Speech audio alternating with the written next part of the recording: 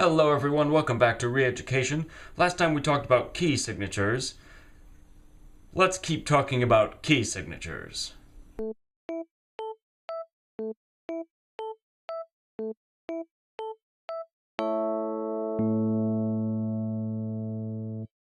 Now, if you thought that the last video progressed at a deliberate pace, it is only because I want to make absolutely sure that everything is transparently clear. However, consider this fair warning. Things are about to get much faster. Well, yes, of course. Let's get back into it. A key signature is defined as follows. In tonal music, an arrangement of sharps or flats, or the absence of both, at the beginning of each staff that defines the principal pitches employed in the composition in question. Each sharp or flat indicates, respectively, a raising or lowering by a semitone of all pitches in whatever octave with the letter name of the line or space on which it is placed. This may be countermanded in individual cases by means of a natural sign or other accidental. If we take into account that mathematicians and philosophers had a lot of input when it came to creating musical notation and all these different tools to remember it, we mathematicians really like our geometric shapes. So, we're going to draw a circle. Yes, this circle has boxes in it, but the boxes we're going to fill in with stuff. So, why is it a circle? Well, we call it the circle of fifths. At the very top, we're going to put the letter C. Now, C, as we already know, it has a key signature that has no sharps and no flats. Think of it like a big clock. At noon, we have no sharps and no flats. As we continue down the clock, we're going to add sharps or flats. And this helps us remember the key signatures for each key.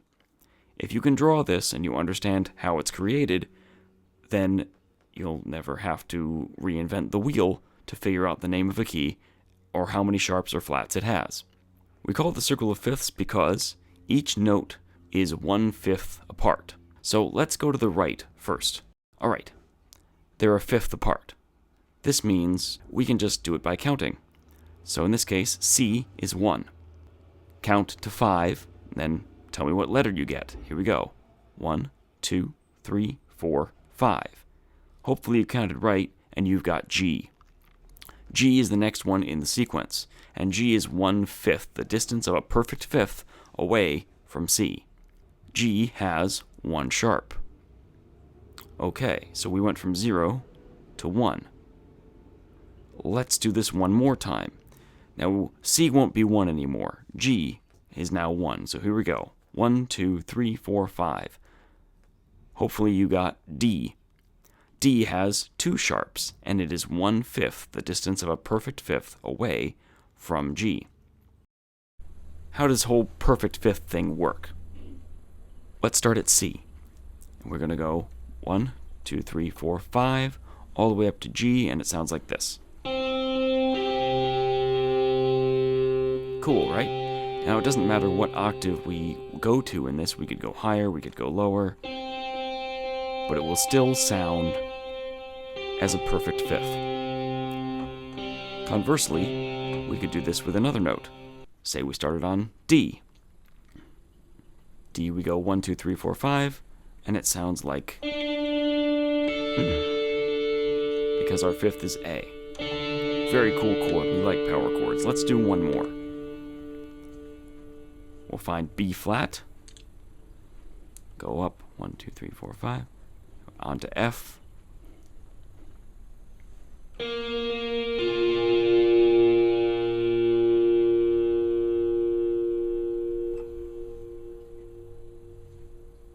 Get on with it! Yes, well, as my colleague so aptly suggested, it is time indeed to continue forward. All right, so here we are. We got D, And if you continue on the going up by fifths motion, then you will slowly fill in the majority of this side. You might be noticing, though, we're getting pretty high on the number of sharps. It goes all the way up to 7. But before we get down to those lower rungs, let's go the other way. As I'm sure you can imagine by now, if the sharps travel this way, then the lefts will undoubtedly travel the other way.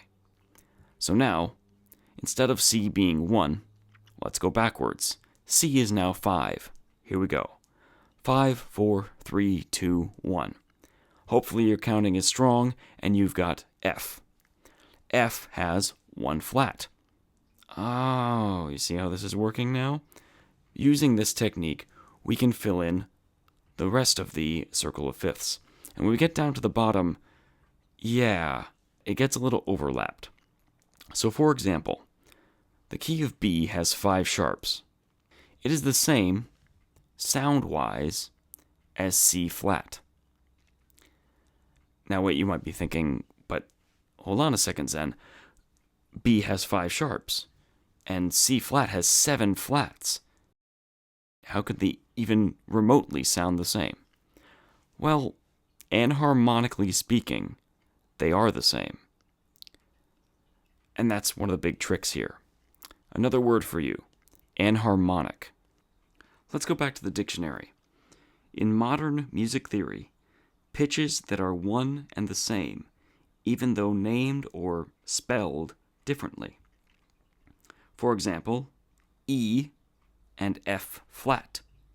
They are exactly the same note, they are the same sounding pitch, but they may be spelled differently. This happens a lot.